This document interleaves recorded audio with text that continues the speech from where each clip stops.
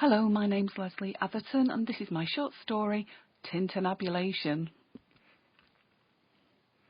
My dear sir, I continued, horrified, any deviation from the norms of our society and the strictures thereof are not to be tolerated. Not to be tolerated at all.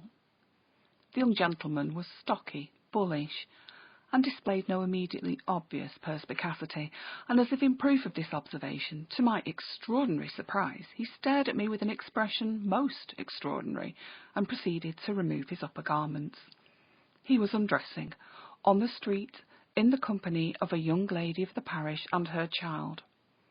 Of course, and I mince no words here, it was disgraceful beyond doubt, but what was more beyond doubt was the inherent disregard he clearly had for his own, excuse me for mentioning it, physical form, his upper torso, to be precise, for it was covered with coloured pictures of harlots of the street, like the stocky gentleman, in shameless states of undress, and with symbols so mystical I felt sure he must have been an artist himself, or a circus performer, perhaps escaped from some travelling show.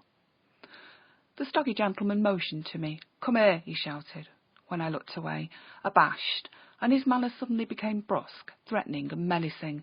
"They're all after me," he continued. "They're all after me, and I ain't done nothing." I logically surmised, owing to the stocky gentleman's ineloquent use of the double negative, that he was in fact guilty of a substantial crime, so naturally I extricated myself from his company as soon as I was able. I turned and, clutching the child's hand, began to walk towards my residence. The stocky gentleman continued prowling after my feminine form, while I, in my usual modest fashion, strolled with genteel grace round the edges of the residences in front of us. Of course, I sought escape within the safety of my home's locked gates. "Where you going?" the stocky gentleman shouted, his voice echoing like a peal of bells within my head. I ignored him and his tintinabulations.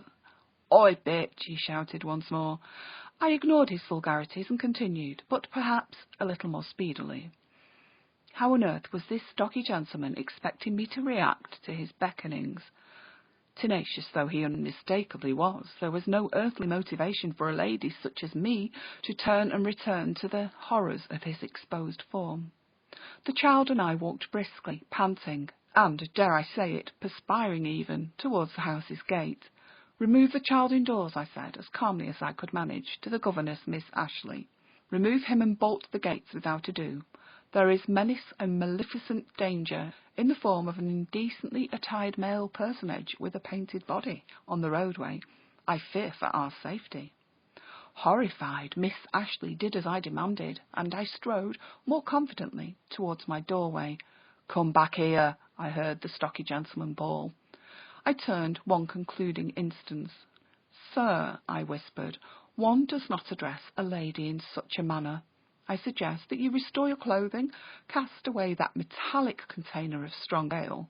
In saying so, I motioned towards the objects held in his grubby, patterned hands, "and recommend most pointedly that you take yourself away to a rest place in which you can recover from your cups."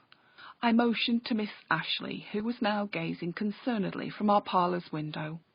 "Move away," I indicated, as I did not wish her young and delicate mind to be corrupted by the activities soon to ensue. And sure enough, what I viewed from the corner of my eye was a group of 8 farmhands, dressed for the fields, but nevertheless efficiently marching with magnificent mission towards the painted, stocky gentleman.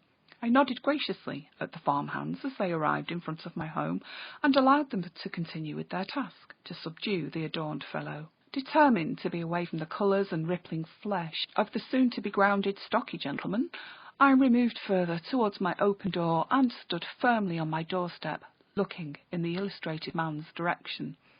I watched while the farmhands grappled him to the cobbled grounds, and as their victim fumed and cursed in my direction. His curses increased in intensity.